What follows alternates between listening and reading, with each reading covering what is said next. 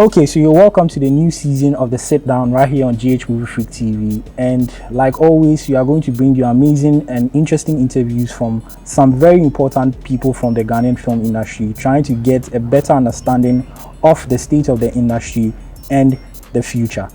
My name is Tony Asankoma, and this is the Sit Down on GH Movie Freak TV.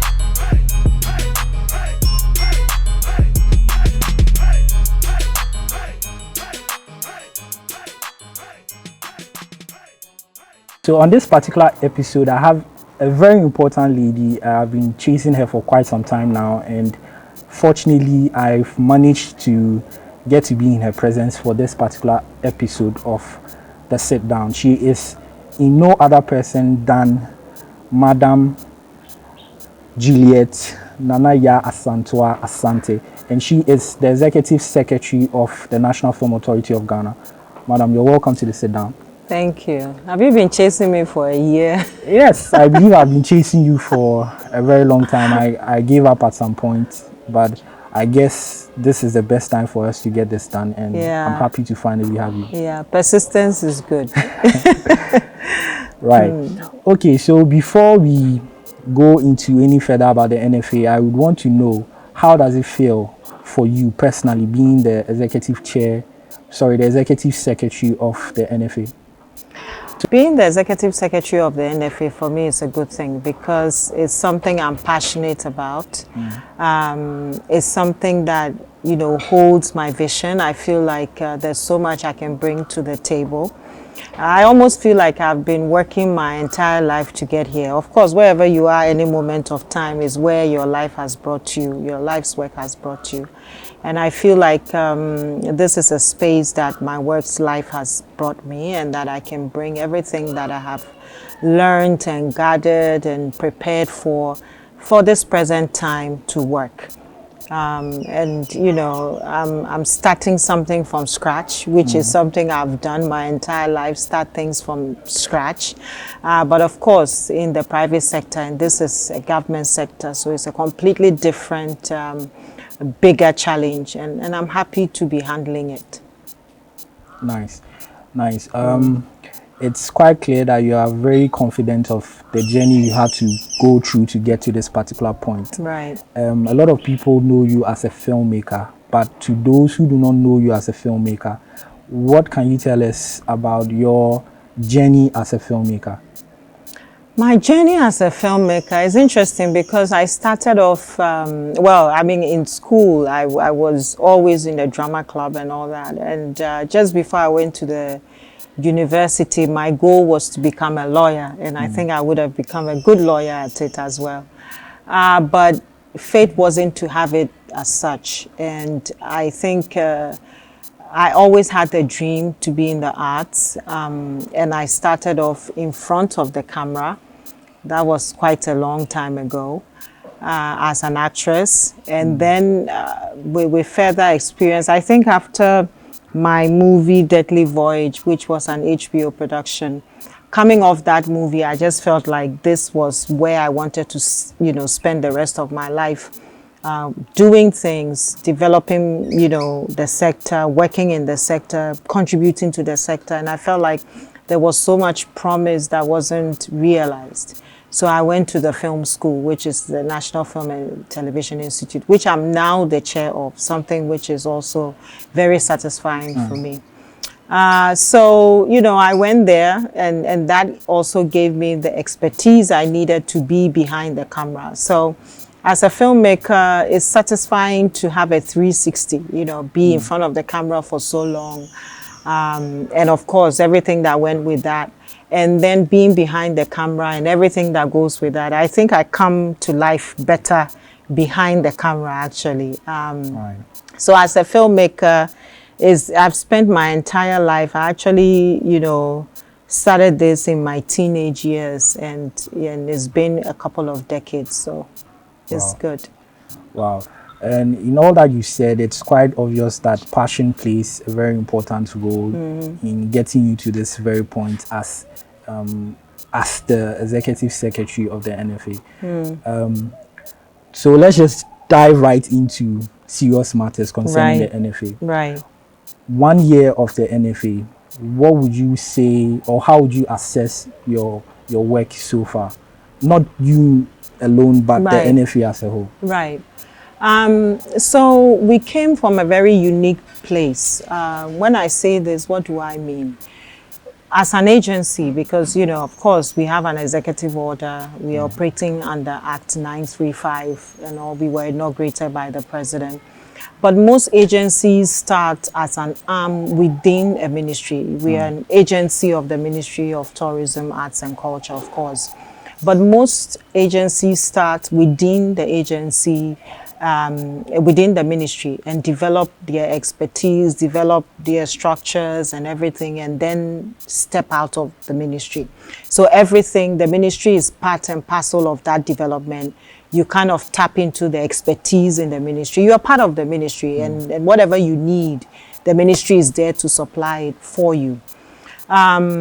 Unlike the private sector, there are quite some similarities between the public sector and the private sector, but it's very thin. When it comes to the public sector, it's major. What you need to do, because it's no longer you in a room doing something, is you're doing it as a government structure. So there's policy, there's regulation, there's all of that to come with. We didn't have that. We were set up and told to run in a sense. There was nothing or nobody that was there to say, this is what you need to do, this is what you need to do, this is how you need to do it, and this, by the way, this is the money you need to do what you need to do. Very important. Very important. We didn't have any of that. We had the goodwill, we had the platform, and we kind of had to figure everything out by ourselves. But within 1 year, with a very small team, working with almost no resources, dedicated, no payment at all. I mean, none of my staff have been paid for the entire year. I haven't, with no funding and all that. We've been able to do quite a lot with commitment and and all of that. We've been able to do quite a bit. And so I would say that, of course, granted that all these things I mentioned was available, I think we would have done much more. And we are set up to do much more. But with what we have and what we had, I think we've done extremely well. And I must take the opportunity to thank, I take every opportunity I can to thank my small staff, knowing that this is a sector that has so much expectations, and rightly so, and should have. And also that it's a sector that has been unregulated for so long. And also there's no pathway to say this is how or where you should go. Everything basically has to be original, creative, setting up all that. So I think we've done very well, and we've just about set the foundation needed to then begin to build the house. And that's where we are after 1 year. With all that you've explained or said, would you say that the institutionalization of the NFA was rushed?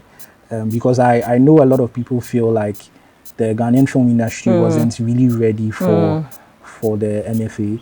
I personally felt that way at some point when people were actually picketing to have the NFA established. Would you agree, or do you feel to some extent that the film industry in general wasn't ready for the NFA? The film industry is ready for the NFA. And in fact, we are late. If you put that in perspective, this should have happened a long time ago. Now, not having the people who understand, what path to chart, not having, the building blocks and all, is all part of the challenge.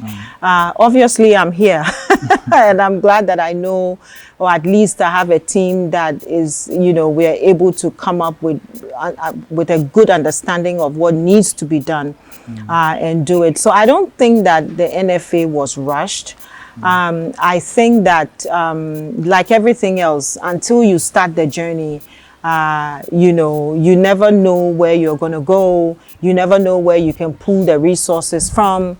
You never know which path you're even taking. And I think certainly that's where I'm happy that I'm in the position, because I bring I bring a lot of experience, I bring a lot of expertise, I bring a lot of understanding, I bring a lot of network, and a lot of capacity to the position. I mean, even in my personal capacity, later on in my life, I also did public policy and public administration, which kind of prepared me well for running a government institution as well. So just having the government side of perspective and also having the industry side of a perspective helps. Obviously, like anything else, if you have the wrong leadership, you can have everything right, but if you have the wrong leadership, you know, it can go wrong. I think that we must commend the government for taking the step needed to start it, to operationalize the NFA, because we wouldn't be having this conversation if that wasn't, you know, that wasn't the case. So we must commend the government for taking that step. Now it's up to us also as a sector to understand what it takes to have a government institution, and understand that it's not somebody sitting in their backyard doing. Sometimes we tend to think that the way we do things in the private sector, and I myself, you know, having a good understanding, having operated in the private sector for so long, I understand how one can have that perspective, but to also step back and understand that this is a much bigger platform. I mean, for me, you know, we have left the era of complaining to the era of doing. And so some people have even said to me, we don't hear you talk and complain anymore. I cannot complain because I'm in the position to fix it. And that's exactly what I'm doing, focusing on it. But we also need to understand that everything takes time. And so like every pregnant mother, we must wait for the baby to get to term and deliver and all that. And I'm very happy that we've spent a year building a foundation. And like I said, obviously, if all the structures were there, the understanding was there, the resource, the capacity, and when I say resource, I mean both human and not human, then obviously we could have done much more. But I think in the light of things, we've done extremely well. Right. For those who do not understand exactly the work of the NFA, what is the NFA supposed to do for the film industry? Okay. So the NFA is supposed to do everything. I mean, the mandate of the NFA is pretty broad, and it covers regulation, it covers policy, it also goes into the business of things. So kind of enabling production, distribution, marketing. It's almost like, you know, we're supposed to do everything down the value chain, through the pipeline, everything. And then obviously we recognize that the sector is also very diversified. And we are supposed to take care of all of our stakeholders. So, you know, we're doing all that, and then we are regulating as well, like I said, and then kind of projecting into the future, kind of bringing our past together. So the NFA it's very broad in that sense. And I think if you look at the mandate of even film authorities over, you know, several countries, you see that the Ghanaian, you know, film authority is very detailed as compared to other film commissions. Right. But it also does feel like even in the space of 1 year, you have received a lot of adversity, if I should say, from the industry itself that the NFA was established for. What do you think accounts for that adversity, and what are you also doing to help them understand exactly why they need to support the NFA? Well, I mean, sometimes if you don't understand something, you know, you may have a certain opinion that is not based off understanding. And also, if you've been so hungry for so long, sometimes you feel like you should eat everything in one day. And so sometimes I say that, you know, Ghana is over 60 years and we expect a problem that is over 60 years to be fixed in 1 year. But it's understandable for me from where I sit, you know, because there's been the lack of regulation, the lack of support, the lack of structures and all that. People are so desperate, also understanding the opportunity and potential of the sector. And so a lot of people kind of go in that spirit. And then there's also a lot of mischief and, you know, out there as well. and opposing agendas, you know, in a sense. But at the NFA, or being the head of the NFA, I have to take the perspective of the balcony. And so, you know, I kind of move in between being on the balcony where you're kind of looking at things from an oversight view and understanding where people are coming from, even if you don't accept, or if you know that they're coming from a wrong place, you need to understand where they're coming from. So from sitting on the balcony, I kind of understand it. I understand the hunger, I understand the pain, I understand the broken dreams, I understand the lack of opportunity, I understand, you know, the fight. You know, when you've been fighting for so long, sometimes you don't know that, oh, it's okay, there's water, sit down and have a drink and let's plan. And I think it is the job of the NFA, of course, to explain more, first of all, to engage, and people also need to feel heard. And so, you know, as part of our first year activities, I kind of met a few people, industry players, to understand where people are coming from, get people's perspective, get them to also feel that they are contributing to the growth of things and all that. So we spent time doing that before we even came up with our overall strategy that we are going to undertake. So I cannot, sitting where I sit, I cannot afford to get into the mindset of getting onto the playing field and trying to fight people or whatever, or try to scream. You know, I think that with time, all people need to see our results. When they begin to see the results, and anytime we get the opportunity, I take the time to tell people that, listen, you know, if you scream too loud, sometimes you don't hear yourself speak. And also the NFA cannot do anything without your support. People need to understand that, you know, I mean, we've gone through the year with a human strength of less than 5. And, you know, with almost no resource at all, because we were set up in between budgets. We've had to use our own personal resources to do things, and it's been quite difficult. Plus, we are charting a path that hasn't been charted before on the African continent or anywhere else. And so there's nothing like, oh, there is this strategy somewhere that you can go and pick and adapt to fit your blueprint. There's nothing like that. We are building the blueprint as we go along. And so anytime I get the opportunity, or we get the opportunity, we try to communicate patience. And in the midst of that, you know, people will do what they want to do. But I think that once people begin to understand that in doing everything, it's important to build the foundation.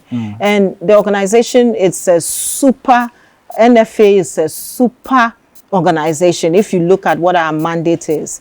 And so if you're building like a 15-story or a 20-story building, or even a 30-story building, you have to go deeper than if you're building a 1-story building. And so if we didn't take our time to do the right things, to set up things on the government side of things, to think through the strategy, to take our time and step back and look at, we are in a competitive global environment, to look at what the scenario is, what we have, what we don't have, and to kind of build the foundation needed to then build a 30-story building. You're going to build, and by the 3rd story, you are crumbling. And for me, it is not about me. It's about 50 years from now, what will we have? When Kwame Nkrumah built that studio, or built NAFTI, which is about 40 years, I mean, he didn't live to see it. But when he wasn't there, those structures he put in place continue to benefit the people of Ghana. And so for us, it's important that we keep the right perspective. Even when people are screaming, we can't get into onto the pitch and scream with people. So we do understand where people are coming from. Right. I've also noticed that in the space of the year, 1 year that you've been the NFA, you've been working on a couple of projects.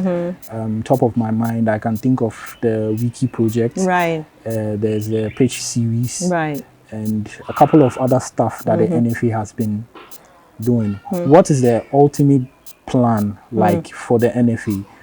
I'm asking this to sort of understand the game plan Right. that the NFA has in, should I say, fixing the Ghanaian film industry, Right. and how these activities you've embarked on within the year Right. have helped that game plan. Right. So, like I said, when you asked me about the mandate of the NFA, I kind of espoused how broad it is. And in that broadness, we have to think about, if you take the bird's eye view, you have to think about how you connect the dots. So ultimately, our strategy is to set up Ghana as a film hub, as a film destination.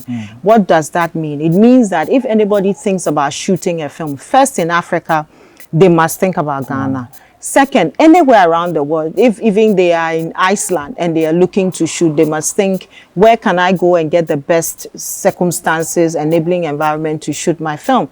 And Ghana must be in that conversation. That's the goal. Now, to enable that to happen, you need to do two things. One, you need to attract, let me not even say that, that's the second thing. The first thing is you need to bring up your local environment to meet that international standard. I mean, you need to sell yourself to yourself before you can sell yourself to anybody else. The Bible says love your neighbor as yourself, not, as yourself, meaning that love yourself first. Yeah. And so as a sector, we first need to establish our own capacity and to be able to do and welcome people, to be able to do what we need to do to sell ourselves to ourselves and welcome the global environment that we are trying to attract.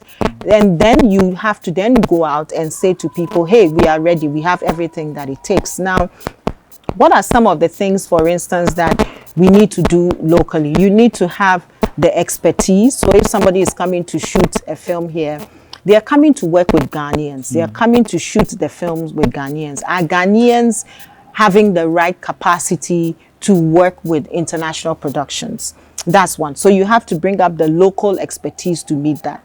You also have to make sure you have the right equipment, you have the right mindset, you have the right regulatory environment, all of those things to be able to be competitive. And then you yourself, you have to even have faith in yourself. I mean, if you don't know how to shoot a film, how do you go and shoot a film with someone? So if you look at our projects, it's been focused on, first and foremost, how do we bring the local sector up to meet the international standards and have that conversation? Because at the end of the day, if we are at the table, it's Ghanaians that have to be at the table having that conversation. And so that's one side of it, which is one prong. And then you have the other side of it, which is going out there to now say to the international community, listen, we have put ourselves at the right place. We are competitive. We have what you need to make that happen. I mean, some of the things that we've easily identified when you're talking to anybody else, anybody outside of Ghana, within a competitive environment, you need things like tax rebates. You need your licensing and permits to be right.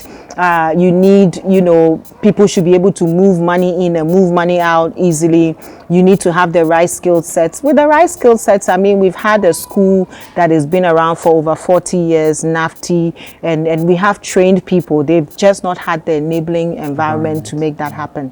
So if you look at our projects, I mean, something like the Wiki project, like you mentioned, is meant to, uplift the image, the profile of our people and get the information out. So if, say, I want to come and shoot in Ghana and I'm looking for a cinematographer, I should be able to go to, if I type in cinematographer from Ghana, Wiki, Wiki is like what, the third or the 16th most visited site in the world. I mean, if you're on Wiki, it's like that in itself is kind of a good testimony. So if somebody is able to find you on Wiki, go onto the NFA website and also see you there, that in itself also exposes you, the person. So the Wiki project is meant to bring up our locals to the level where international players are able to understand. I mean, if you're a great cinematographer, but you only have articles in the graphic, it's important, it's great,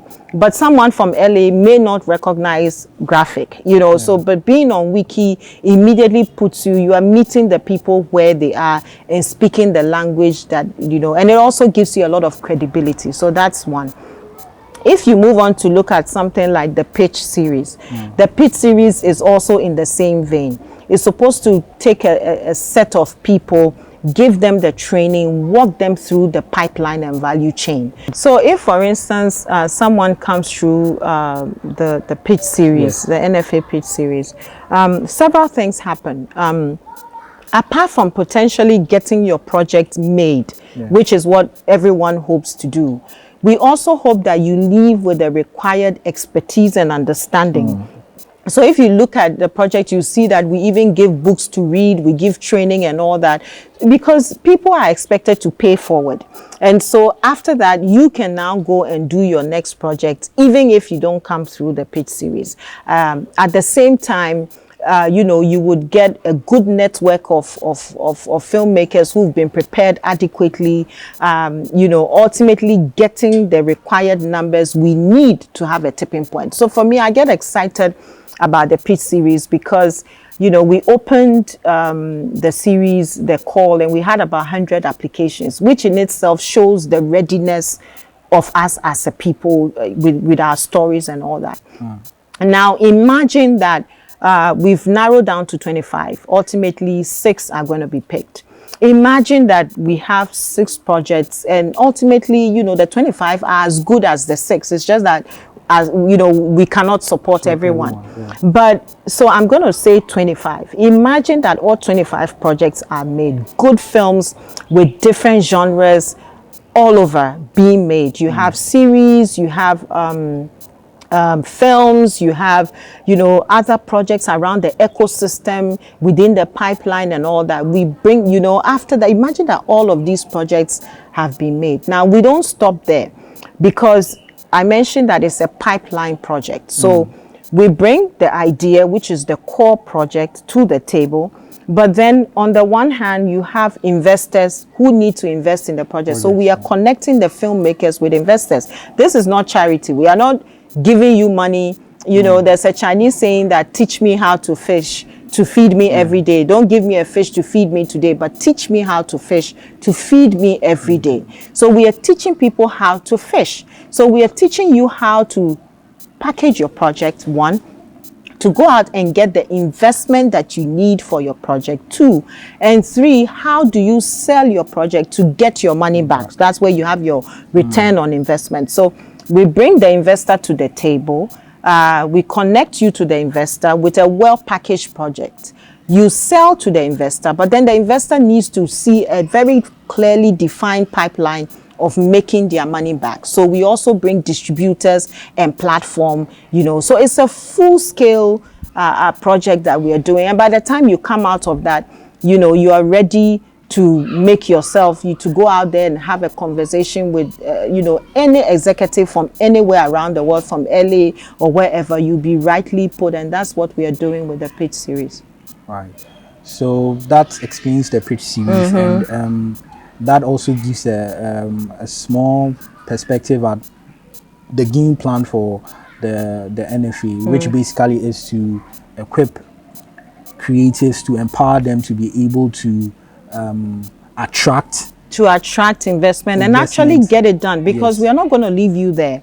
We are going with you through the process. So even if you have an investor, we are still going to be on you to make sure you do the right thing, that the project gets made, that the project gets sold, that the project makes money, so that it feeds into the next set of individuals who would then also come for training. I also see how that adds up to the whole idea of making Ghana a co-production hub. Yes. Because ultimately, once you are having people work on projects that would attract investors, that's where people will be wanting to come into the country to come and partner with local creatives to work on we are not a charity, we are not charity minded. Basically, we are business. Not giving out money for free. No. And if you get an investor to invest in your project, you need to show a return on investment. Remember that we are focused on consistency and sustainability. And so if you're not able to make money from your project, how can you be sustainable? And I don't think that industry people are looking for charity. Industry people are looking for sustainable support. And I think that's what we are offering. Mind you, we also can tie that to other policies that we are pursuing. So for instance, one of the policies that we've just finished working on is the local content policy, which we've just completed. It was chaired by Mr. Samuel Atamensan from City FM. Did fantastic work, a committee of fantastic people who understand, you know, the future and all of that, and came together to put together the local content policy. Now, the local content policy is also going to create the enabling environment for local channels, i.e. broadcasters, to work with local producers. Because, you know, as a producer, when I was in my private life, when I did a production, you know, I would have to pay a TV station to show it. I have to find money, I have to find sponsors, I have to, you know, all of that. And this is my primary market, and it's very difficult for me to you know, and then I started competing with the broadcasters that were supposed to be partners. And so the local content, you know, policy is supposed to set up the environment for the players to understand that, no, this is not a competitive arena. This should be a partnership environment. And so if, you know, broadcasters are persuaded nicely with the law backing it that you need to work with local producers, what that will do is that it will enable the players to be creative. It will also, you know, create jobs for locals because, you know, as a Ghanaian producer, this is your primary market. Whereas for the foreign producer, they've already sold their content where they need to sell it. This is their secondary market.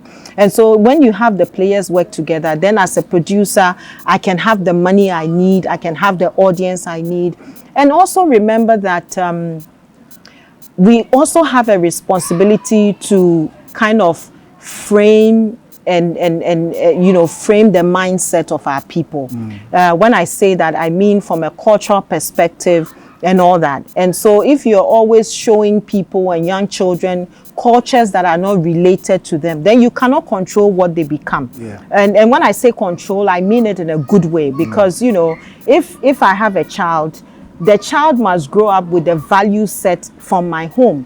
If I have a child and I leave my gates open for the neighbor or for the person in the next district to be the one who is defining the value set of my child, or even if I leave the value set of my child to be shaped by the nanny, in a way, one day I'll grow up and my child will grow up and I realize I don't know this person I'm in the house with. So as a parent, you owe it to your child to create the right frame so that your child grows up with a value set that you understand is great for that child. And we forget the impact of visuals, you know, on our people. And so if we are not controlling what is on TV and we are just, you know, because, you know, they also have their own value system. They have their own cultures. They have what they believe in. And until we get to the point where we can control what people are consuming, what our kids are consuming, then we have absolutely no control. And the local content policy is also supposed to help that environment. Awesome.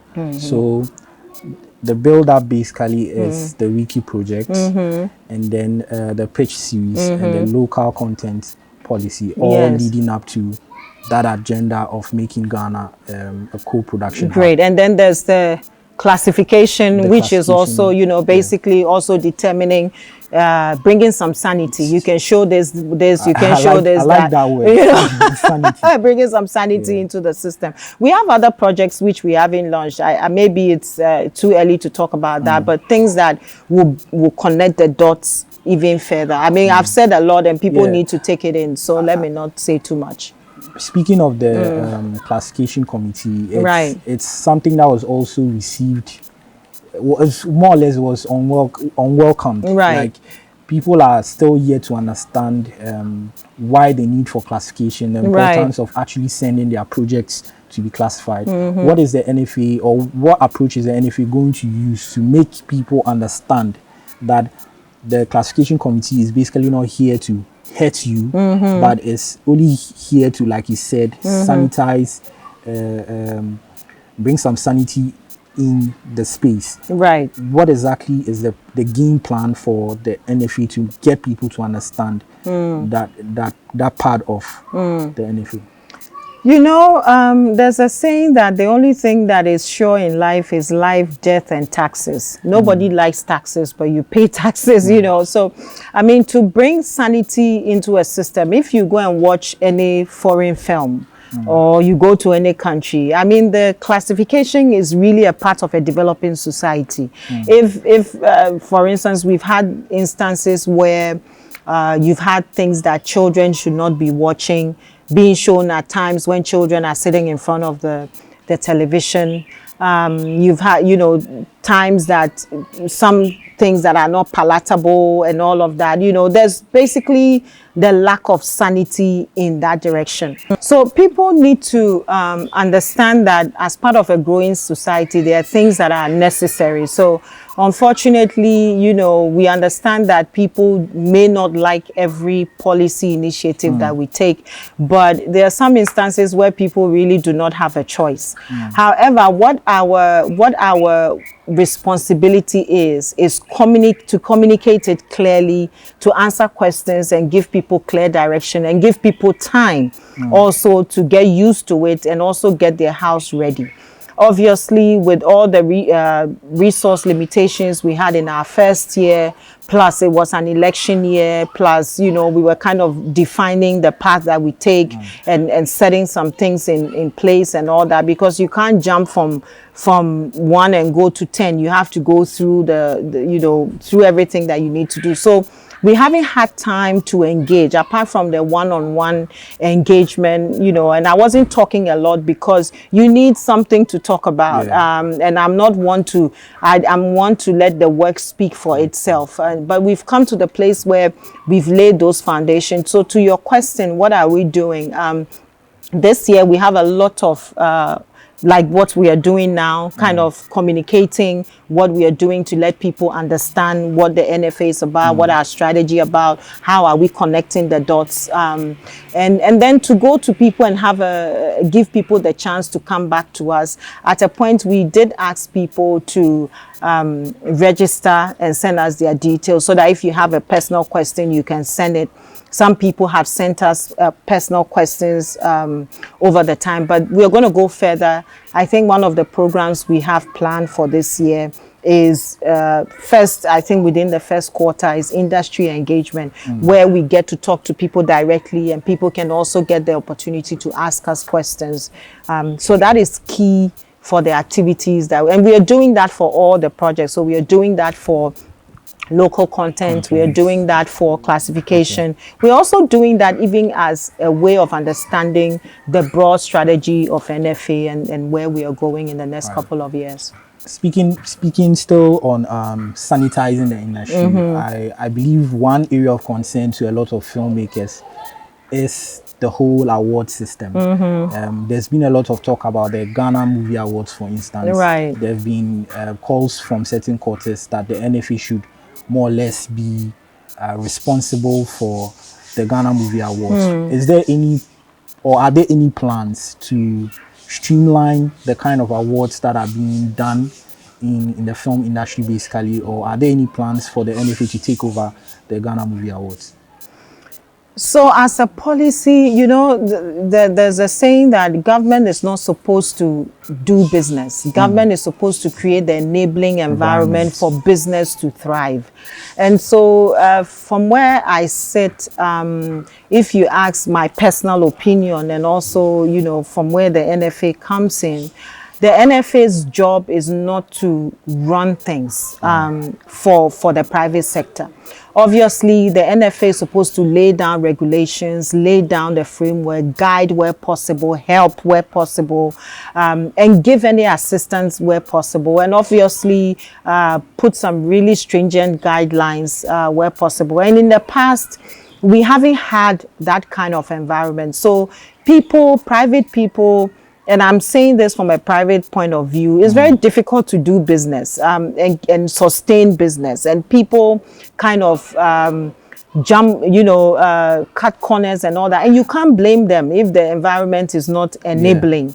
But then when you begin to create the enabling environment and even sometimes, help resource them and give them the frame within to work, I think things begin to fall in place. And so I say this as the head of NFA and also as a business person, understanding also that you need a business person with passion and drive to drive something in the long term. And so we are not in the business of doing business.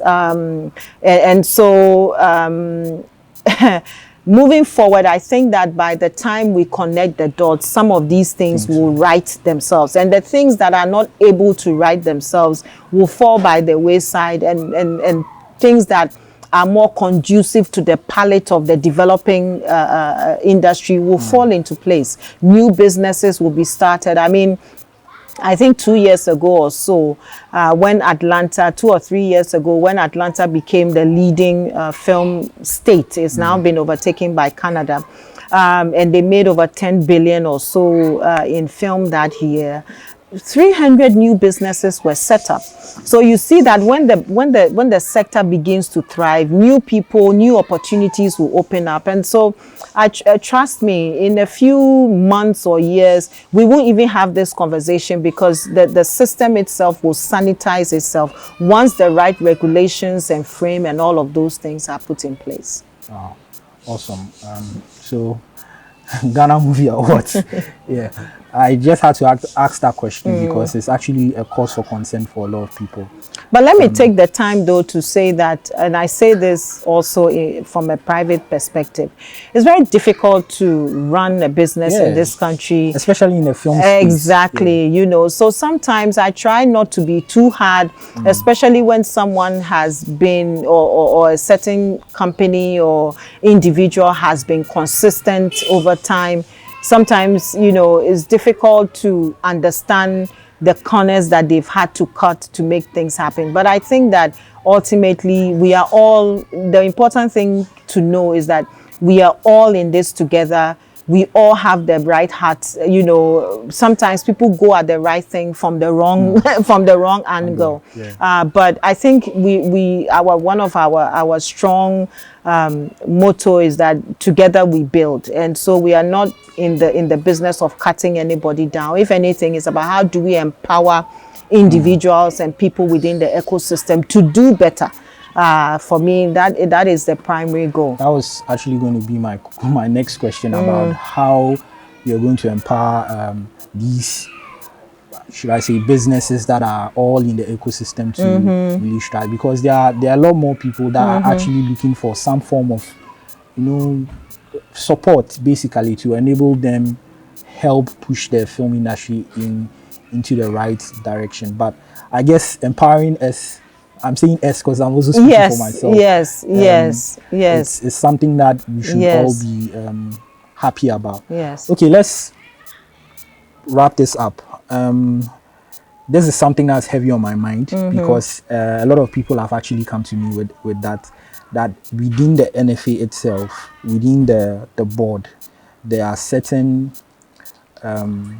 factions or certain fracas going on within the board itself that is actually responsible for the NFA not moving at the speed that most people are expecting it to move.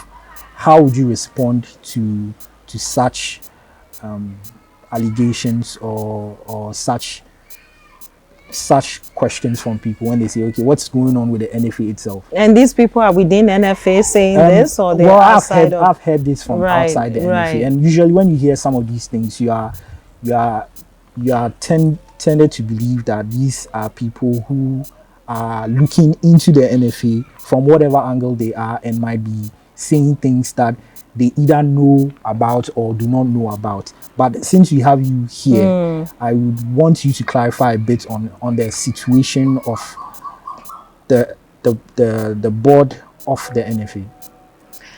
So first of all, I think that at the beginning of the year, the president put on hold all boards. I mean, apart from the board for education, the boards that fall under education, the Ministry of Education, all boards have been put on hold. So the board at the National Film and Television Institute, for instance, that I'm chair of, is still operating. Okay. But all other boards have been put on hold.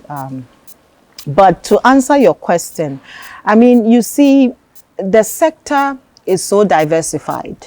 And people come at it with different perspective. I think I kind of threw a little bit light on it. I mean, as a sector in itself, we are not an easy sector by any means of the imagination. We are not an easy sector. And the NFA is unique in the sense that the NFA supersedes or has an overview over a sector that it's itself represented on the board. I mean, if you look at the way government institutions the boards are made up, the NFA is very unique in that sense. So if I'm supposed to regulate a certain sector and the sector itself is represented or is part of making the regulation, nobody wants to swallow a bitter pill in the end. So, and everybody comes at Everyone is thinking of their exactly. So, you know, so that makes the NFA in itself unique, but it's also a strength. You know, it's not completely a negative. It's a strength because then people come at it with a deeper understanding of what needs to be done. So sometimes the focus should not be on individuals. The focus should be on the representation. And for the representation, I think that, you know, there might need to be, you know, as I said, we are charting a new road. So sometimes that route may have to be tweaked. Sometimes it might go this way. Sometimes it might go that way until we get to the perfect situation. And so I didn't take the position expecting any less, you know, because when you're working with a diversified group of people with different interests and different understanding, and even in sometimes different educational levels, and all of that, and also people who are responsible to responding to a certain, how do I call it, sector. When I say sector, I mean, you know, they're set within sect, you know, their own stakeholders. Then you have a lot of varying thoughts at the table. It hasn't been an easy year, but it hasn't been an easy year for a good reason. For the reason that we are undertaking something that is quite new and quite challenging. And I can tell you that everything that comes with undertaking a challenging and difficult route, we have gone through. But what is important is that we have gone through and we are here, we've survived. We have a great strategy. We have a sector which has a lot of potential and opportunities. I think people have started to see the light. A lot of people will say, oh, we are not feeling it here. We are not feeling it on the ground. It's about to trickle down to the ground. I think everybody will begin to see and appreciate what the NFA is about. NFA will forever have a board. That is how we are structured. Sometimes, you know, people will see eye to eye. Sometimes they won't. But that is the making of a good thing. When people can struggle, so long as people don't run away with their egos, which sometimes happens to all of us. It becomes about people rather than about structures and the organization, and people kind of get lost in that mix. But I think that we are here, and that is what is good. And moving forward, for me, if as a sector we focus and give our support to the NFA, understanding that this is a body that is not one person, but this is a body that is a structure that is supposed to direct the sector as a whole, bring opportunities and all that. And somebody might be in the position today, tomorrow it might be somebody else. Then we appreciate what people bring to the table. I definitely know that I come at this position with a lot of experience, a lot of expertise. You know, I got the job because I'm the best person for the job. And I think that with time, people would begin to appreciate that fact. Right. So you heard it from her. The NFA is evolving and growing basically, and it's quite optimistic that even in the space of just 1 year, they've been able to do enough to warrant the need for the NFA itself. And it's only important that everyone else should rally behind them and give them all the support that they need to enable them push the Ghana film industry where it's supposed to go. Okay. Yeah. Okay, so I noticed that one of the things you've been working on Right. last year was trying to get an identity or a name, pet name, nickname, brand name for the Ghanaian film industry. That has also created a lot of factions and a lot of misunderstanding between industry players. Why that need for the NFA to create a name or find a name for the industry? Why is it that important? So first of all, a name is so powerful that a name has to be deliberate. You know, you cannot sit somewhere and maybe somebody is calling you something, and then you adopt it as a name. Why do I say that? Because a name carries a dream, a name carries a potential, a name carries identity, a name carries, you know, it carries a message, it carries your motivation, it carries your spirit. A name encompasses, you know, who you are. And, you know, I always say this, one of the things that define me as a person and has always defined me is my name. If you mention, you know, Juliet, Asantewaa, Asante is something that, you know, that holds my heart. If I'm going and you call me by any other name, I won't turn around because it's not my name. So your name is your identity. Your name is also a marketing tool. And so first of all, the first question I will ask is, as Ghanaians, have we been deliberate about our name? 2, when you are naming something, when a parent gives birth, you know, it's the parents that name the child. You can't let the next door neighbor come and name your child. And so as Ghanaians, first of all, and as a sector, have we named our industry? It has so many implications. And I will tell you this, you know, even in marketing, as NFA, we are supposed to look through the value chain down the pipeline. And we've gotten to many tables where we've been asked, what is the background of your name? What does it mean? How does it represent you? How does it differentiate you? What does this mean? And we don't know what it means because, you know, because the nickname fell from heaven, quote unquote. Which name in particular are you talking Whichever about? name we want to use.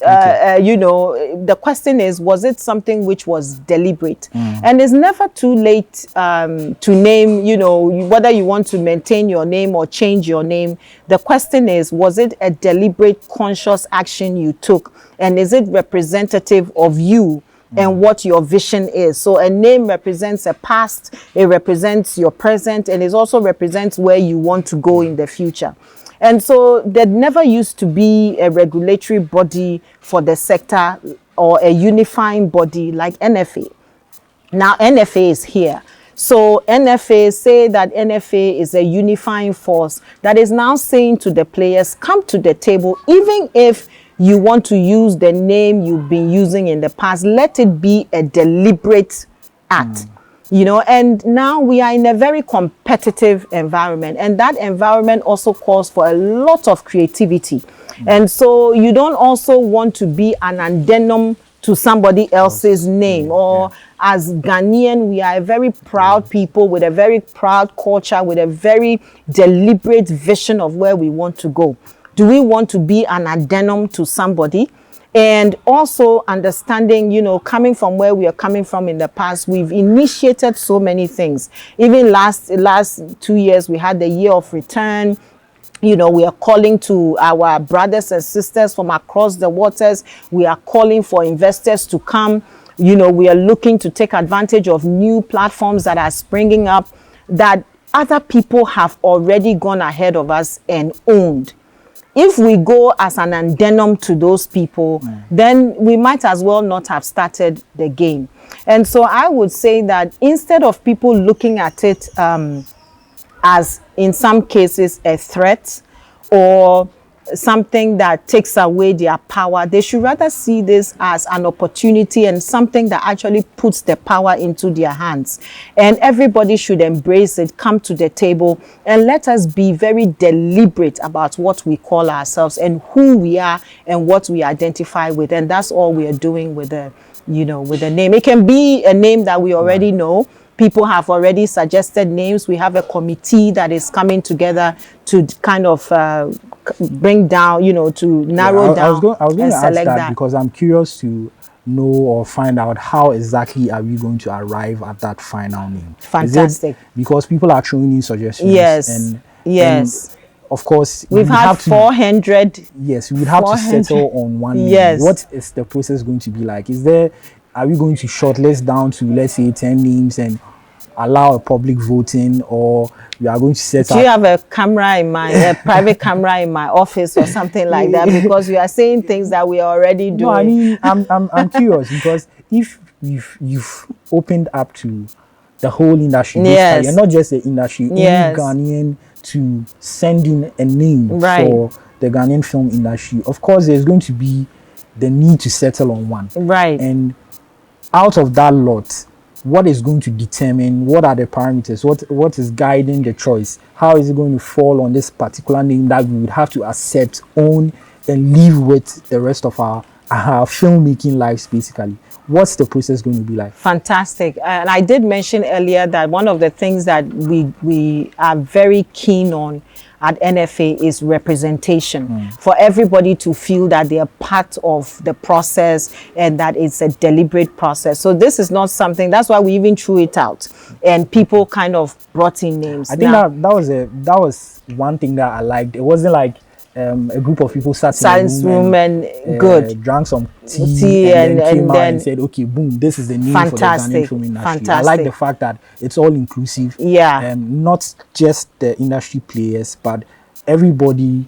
I mean, as when it was announced, you could see a lot of people on social media actually engaging in conversations, some unhealthy, some also very healthy conversations about what they thought the name should be. Right. And both the healthy and unhealthy is good because it gives us a good understanding of the mindset of people. But to answer your question, yes, depending on when this interview shows, we may have announced a committee. I'm happy to say that just yesterday, I wouldn't mention the name because we're about to announce it, but we have a committee that is representative of the sector and Ghanaians, not just because remember that I think along the line, one of the things that I didn't mention, which I need to throw light on, is that the sector exists within a community, within a country.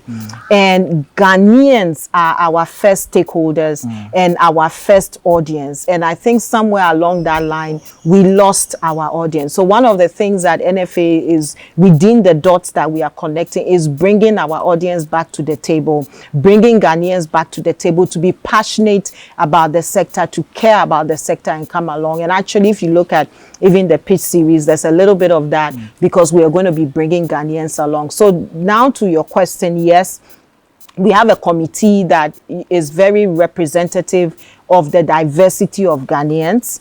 And that committee is going to narrow down on a short list and make that short list known to Ghanaians. And then that committee, again, will narrow down on the final name that we pick. What is important is that when we pick that name, we will know that we all pick that name together. And that will happen very soon because the committee is already set.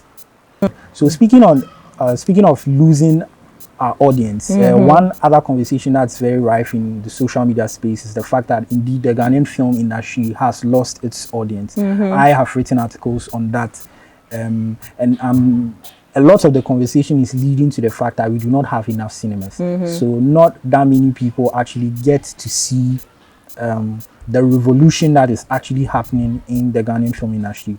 What is the NFA's plan to help bring that audience back in relation to our cinemas? Right. So losing the audience, doesn't even start with cinemas. It starts from the television, which is why for us, the local content policy is so important because especially when you've lost an audience, you need to take baby steps. And there was a time when, Ghanaians were so in love with what they were seeing about us on television that they would now follow you and go to the cinema and see. And if that trust is not rebuilt, then nobody will follow you to the cinema. So we need to take first step and second step. So first step is the local content policy, which is going to give Ghanaians the opportunity to revisit the Ghanaian storytelling, the Ghanaian culture, and force producers, bear in mind that the taste of the Ghanaian has been elevated and Ghanaians are not going to suffer fools lightly. They are not going to lower their standards. They are going to have the same expectations that they go at foreign productions. That's the same expectations they are going to expect from locals. So that coming together of expectation and supply, and all of that, and the demand and all of that, I think is going to force all the players to grow in the space, and that's necessary. Now, as soon as that is done, then Ghanaians will begin to clamor for more. Again, when I was talking, I mentioned supply and demand. When there's the demand, the supply will come to meet the demand. However, when demand drops, supply, So if we don't have cinemas, maybe it's a reflection of the demand, not necessarily from the supply side of things. And so for us, once we raise that appetite again within Ghanaians, and also on the one hand we create the enabling environment for investment. So part of what we are doing whilst we create this, advocating for tax rebates and all these things we are doing, hopefully will create, now the government has the one district one that has its own, benefits attached to it.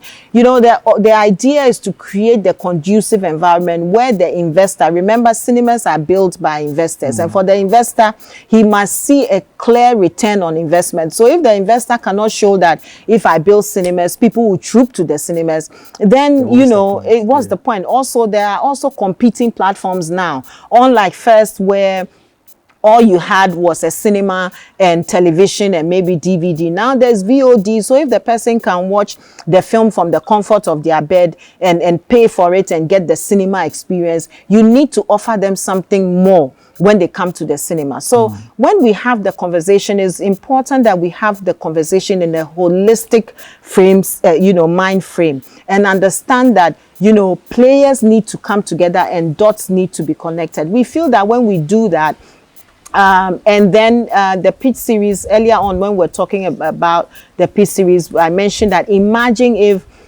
6 or 25 projects, high quality, high production values are made, interesting stories, captivating stories.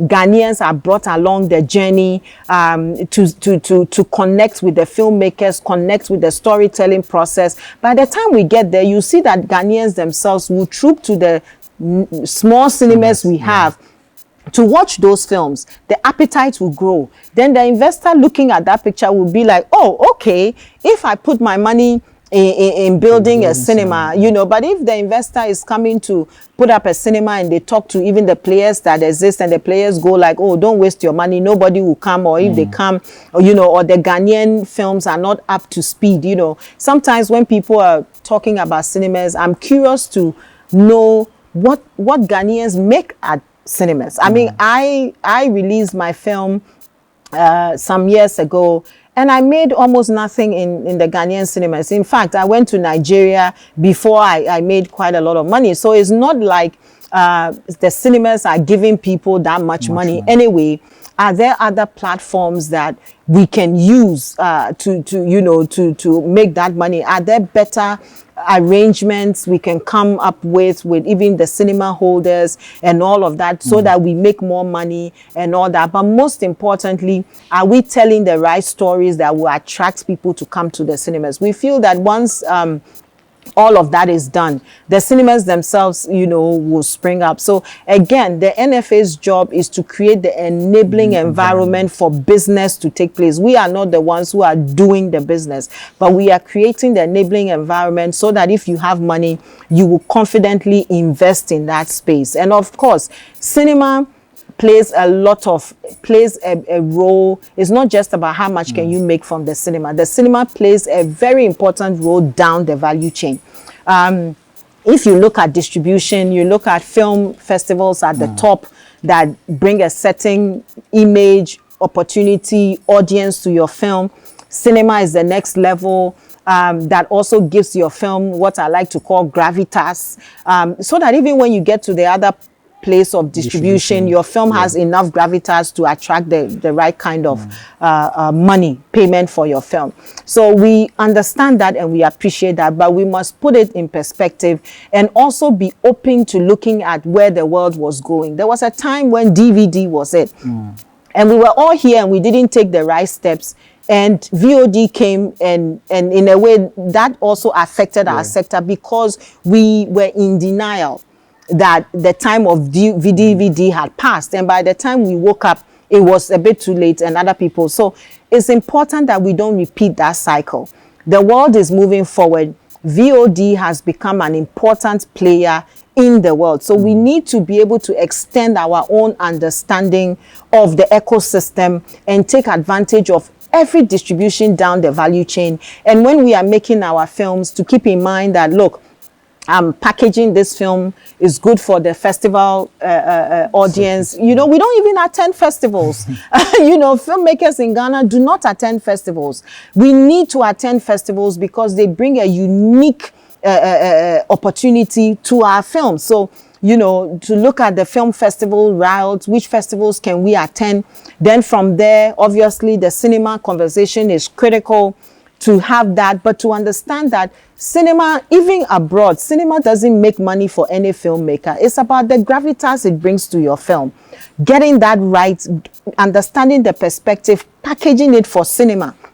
Because the cinema packaging is also different. Apart from a few filmmakers that attract large audiences to the cinema, the majority, I would say 98 or 99% of filmmakers do not attract any money at all, or people to the cinemas. And I'm saying this out of having a conversation with the cinema owners, and so even when you go to them to try and strike a deal, it's like, this is such a minute, part of our income and all of that, they are not even interested in sitting down and striking a deal. And those are realities. Sometimes it's a very difficult conversation to have, because people are passionate and people are also used to a certain way of doing things. But it is what it is, and we have to just understand that and be careful that we are not left behind because we are refusing to understand the future and to adapt accordingly.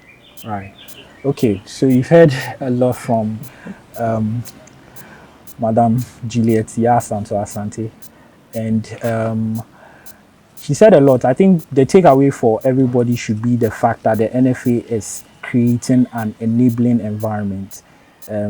If you don't understand anything that she said, that's something you should take away from this particular interview, that the NFA is creating an enabling environment so that all the key industry systems or value in the value chain will all benefit and then grow into developing the Ghanaian film industry.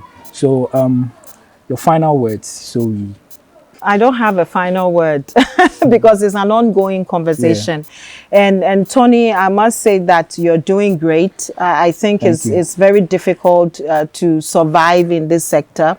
I myself have been a private player for so long, and sustaining anything in this country is a nightmare.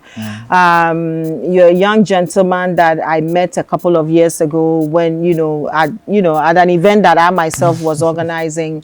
And you've started this and you've created a platform and you're consistent and you are persistent and you read and you take your time to understand things and you listen to different sides of the conversation, and then you put your thoughts out there, but you remain open to listening to very, very varying thoughts and and you are not kind of stuck in your frame. And I think that's something that a lot of people can learn from.